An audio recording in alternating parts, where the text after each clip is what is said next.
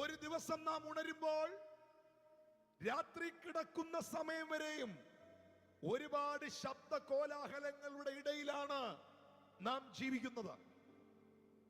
രാവിലെ എഴുന്നേൽക്കുന്ന ടൈം തുടങ്ങി നമ്മൾ ഒരുപാട് വോയിസുകൾ കേൾക്കുന്നുണ്ട്.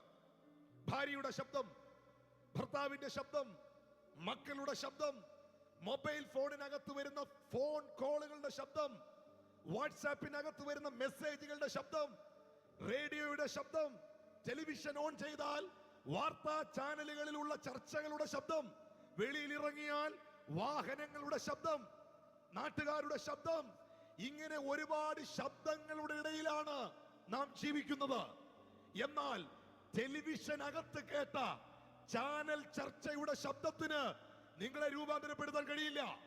വാട്സാപ്പിൽ കേട്ട മെസ്സേജിന്റെ ശബ്ദത്തിന് നിന്റെ ഹൃദയത്തിന് സ്വസ്ഥത തരാൻ കഴിയില്ല. ഫോൺ കോളുകൾക്ക് നിന്നെ സൗഖ്യമാക്കാൻ കഴിയില്ല.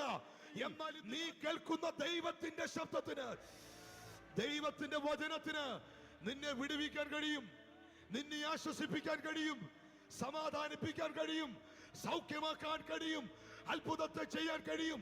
അങ്ങനെങ്കിൽ അത് വിശ്വസിക്കുന്നവർ കരങ്ങളെ ഉയർത്തി ഇന്ന് രാത്രി ദൈവത്തെ സ്തുതിക്കുക.